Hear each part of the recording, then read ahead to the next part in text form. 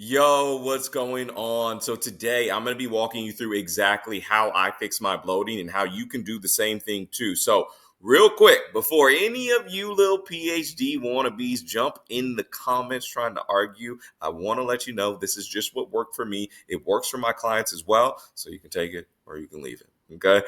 All right. So first off, here is what I used to look like when I was waking up, right? I was bloated as hell, okay? This is not a flattering photo of my midsection. I was super bloated. But here's what I look like now when I wake up. Okay. Big difference, right?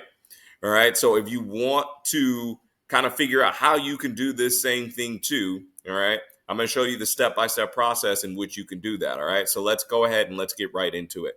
All right. So step one is I cut down on the eating out. All right. So eating out constantly was killing my digestion. Okay. Because restaurants, they load your meals up with stuff that is guaranteed to inflame your gut and cause bloating. Okay. So I cut that down completely. So I save it just for social events or the weekends. My friends want to go out like one day of the week, go out to dinner, I'll go out to dinner, or maybe with my family, or if it's a special event like Mother's Day was recently and I went out to eat right, I'll do it in those situations. And I'll be real with you guys, like, because let's be real. If I do eat out occasionally, I'm probably just going to enjoy myself, right? I'm still going to stay within my calorie goal. I'm still going to make sure I'm getting in enough protein throughout the day, but I'm going to enjoy myself. I'm not going to worry about a ton of the stuff here. If you can adhere to some of the stuff that I'm going to go through when you're eating out, it's always better than not. But at the end of the day, it's just one meal. So, like, I'm not going to stress it. You shouldn't stress it either. Okay. Now, step two, the foods that I eliminated. All right. So here's the no go list that kind of changed everything for me. All right. So, first things first, when I'm eating at home, I've eliminated artificial sweeteners almost completely. Okay. I've eliminated added sugars, grains, breads, gluten, seed oils. Okay. And before all the seed oils are the devil, people are like, yes, chill. I'm not saying seed oils are the devil. Okay. Relax. But they aren't going to be the best for your digestion, bloating, things like that. Okay. And then as well, heavily processed foods. Okay. Taking these out was huge, guys. This was one of the biggest parts of this. Okay. So focusing on not eating these foods when I'm at home was very, very helpful. Okay. Step number three. Let's talk about the foods that I did focus on. All right. So here's the good stuff. These are the foods that I put front and center. Okay.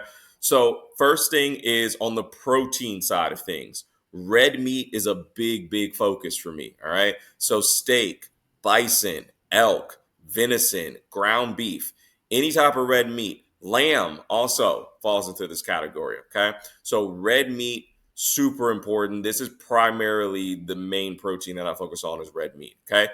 Fatty fish as well, like salmon is a really good option. And then sometimes a fattier cut of chicken, like chicken thighs. And then also I have a grass-fed whey protein powder by Muscle Feast.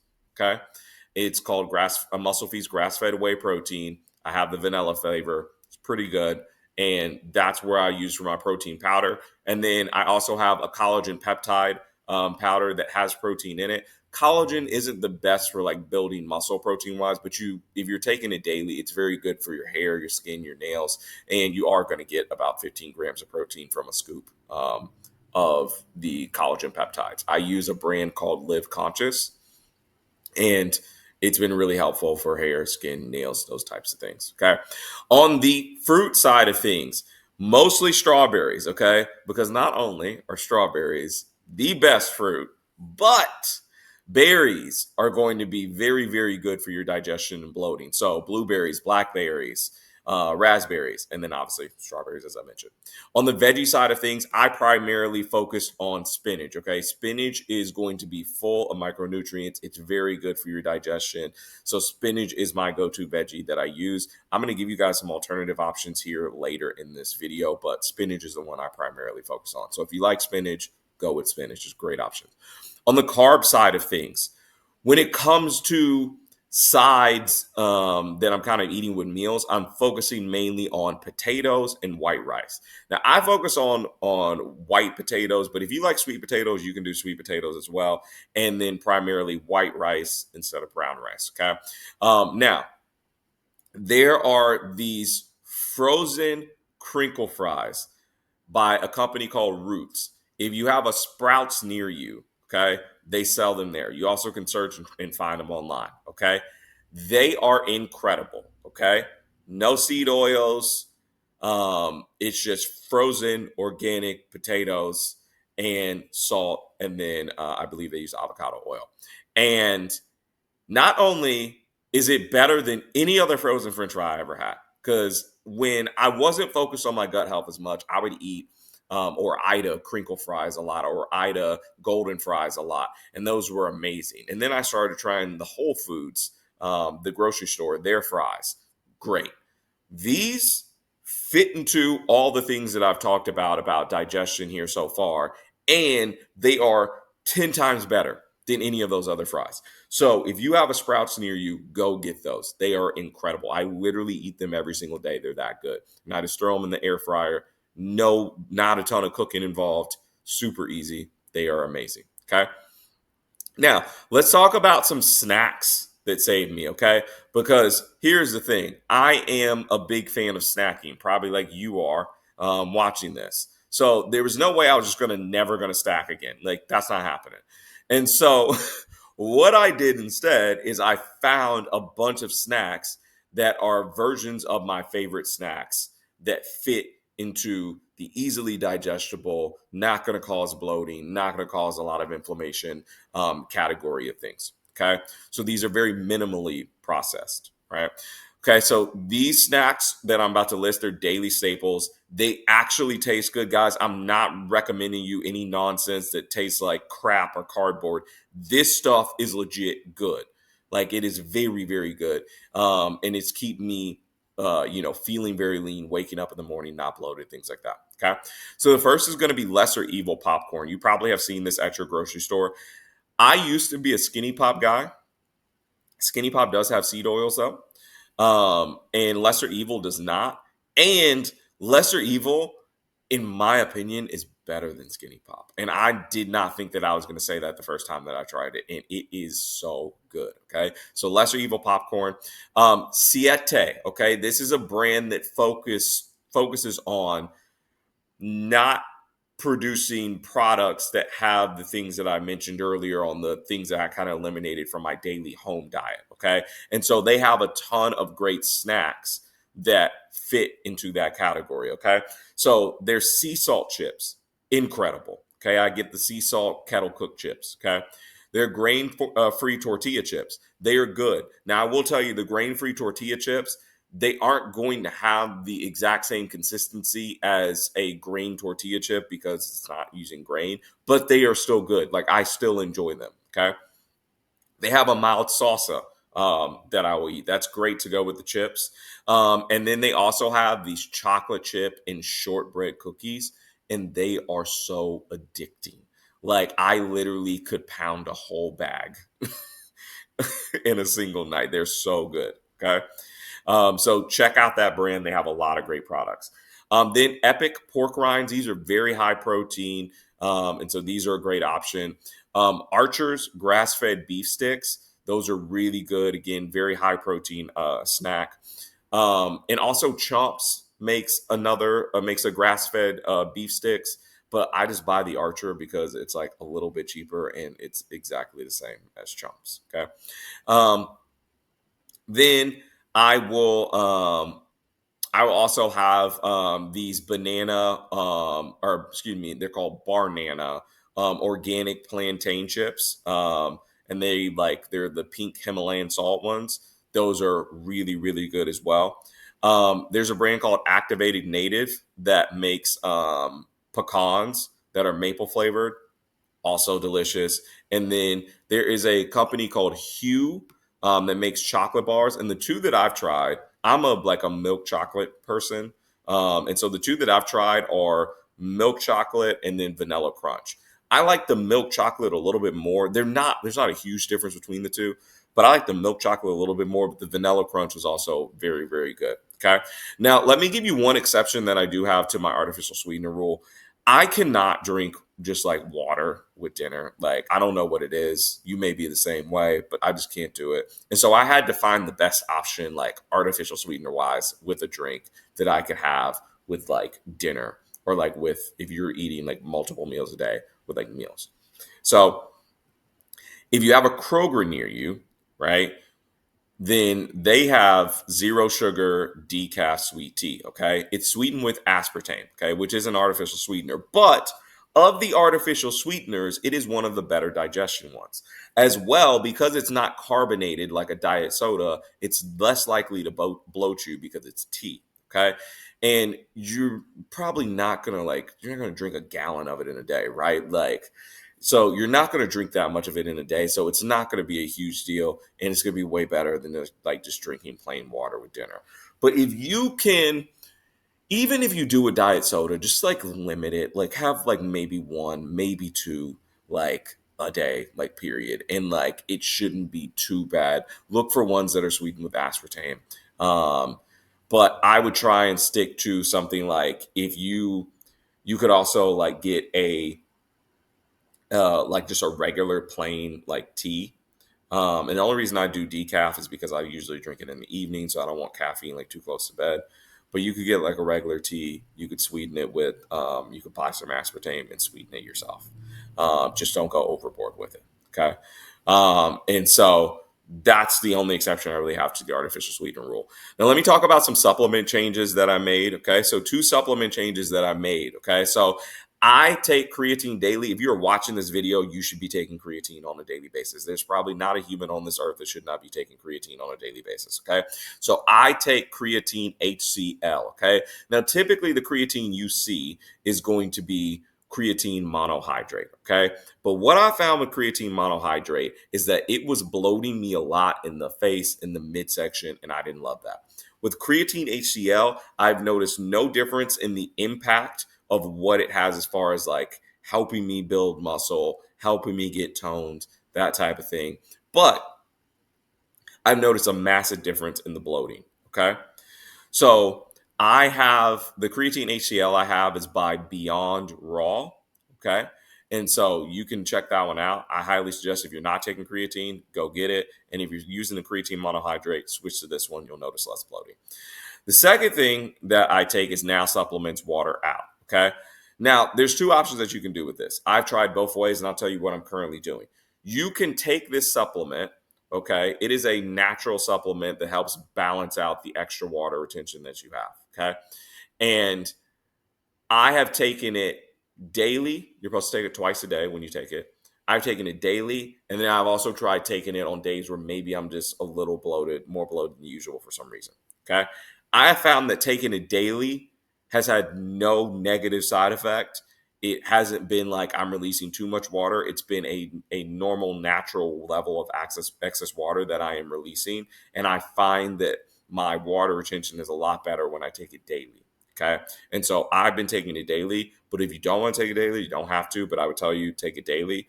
The only thing you're going to notice is you're going to like, if you don't go to the bathroom a lot, if you don't go pee a lot, like you're probably going to pee a little bit more. But it's not like, you ate 50 asparagus and now you're peeing like every 5 minutes. It's not going to be like that, but you will notice it's a little bit more than usual, which is a good thing because you're going to get rid of that excess water. Okay. Now, some cooking essentials that I use basically for cooking a lot of these things. Beef tallow spray. Okay. So there is a Wagyu beef tallow spray that you can get from Whole Foods that is incredible. It is like the main cooking spray that I use now. Okay. And I freaking love it. I use it on everything, chicken, fit, and it tastes amazing. Okay. Tastes incredible. All right. Then extra virgin olive oil spray. I'll use this occasionally if it's something that's fitting, but I only will use the extra virgin olive oil spray when cooking something. I won't like spray it on top of a food. I typically will use it when I'm cooking something. And then for salt, I use Himalayan sea salt. Now, I want to make a big a big note here. Okay. So Himalayan sea salt is going to be one of the best like salts that you can use for your food. Okay. Now, the one thing about Himalayan sea salt is that most Himalayan sea salts do not have iodine in them. Okay. Iodine is a very important like nutrient that your body needs on a daily basis. All right. I take a multivitamin that has the daily dose of iodine that I need in it. Okay. So because of that, I use Himalayan sea salt. The other thing, alternatively, that you could be getting iodine from is if you are eating fish regularly, like daily or multiple times a week. If you are not taking a multivitamin and you're that is giving you your daily dose of iodine, okay, which I use Garden of Life multivitamin. So if you don't have a multivitamin, Garden of Life makes great multivitamins. And you are not eating fish like very regularly, then I highly suggest that you use something called red mint salt. Okay. So a store near you should have it. Okay. Red mint salt is going to have iodine in it, and it is also a very good one that's going to be good for your digestion, bloating, inflammation, that whole type of things. Okay. So either one of those, but I use the pink Himalayan sea salt. I love it. All right. Now, I've also included a grocery list on this document here. So you guys can have some ideas of stuff outside of the things that I've even mentioned here that can be really good options for you when it comes to carbs, fruits, veggies, protein, different things like that. All right. As well, if you're like, man, I still like, there's still some stuff not on this list that I potentially want to include. Okay. Here's what I would tell you to do: include it in moderation when you're eating at home. Okay. But I would also tell you, because I was thinking the same thing when I made these changes. I was like, man, I don't know. Am I going to be craving all these different things? Here's the biggest thing that the biggest thing that I noticed that was different. My cravings almost went away immediately. I stopped craving like sugary stuff all the time, and the candies and the desserts and like the junk food and the stuff like that. And that was the biggest thing that I noticed. And so I would tell you, try and follow these core principles for a couple days and see where your cravings are at. Because you're probably going to find that the reason why you were craving so many of these things were because of the other things that you were eating during the day, right? And so I would tell you to try that out first. But if you ultimately find like there's some other stuff that you want to include, what you want to look at here is you want to look at this low FODMAP food chart. Okay, so this is basically a chart that shows you foods that digest better and foods that digest worse generally. Okay. So the low FODMAP foods, the ones that you see in green, these are going to digest well. The high fat FODMAP foods, these typically are going to digest poorly. So if you want to add in any additional stuff here and there, I would say A, add it in moderation, and B, pick from the low FODMAP food. Do not pick from the high FODMAP foods. Okay. And so you're going to see a full list here in this document in basically every single category. Okay. Now, I want to show you that like the stuff that I teach you guys like actually works. Okay. Like I will never teach you guys something that is nonsense that either I'm not doing myself or, and shoot, if I'm doing it myself, I'm telling my clients about it and I'm having them do it. Okay. So here's some of my client results that have made changes with like making different changes with their strategies with stuff like this. So this is Katie. She's a mom, has 3 kids. She dropped 22 pounds and 10 inches off of her waist. You can see a significant difference, obviously, from when she started to when she kind of ended. Okay. Then there's Anna. She lost 29 pounds and 5 inches off her waist. Again, you can see a pretty drastic difference here from when she started to where she is now. And then lastly, Lindsay is another one here. She shed over 23 pounds and 9 inches off of her waist. You can see she even started to get a little bit of a six pack, which was actually crazy. I remember seeing that at the time. It's being that's insane. Okay. So the stuff that I'm teaching you guys, like it works, guys. If you actually like do it and you stick to it. And I try and teach things to you guys, the same things that I teach to my clients. We just dial it in more specifically and customize to them. And they have me there one-on-one every single day for accountability.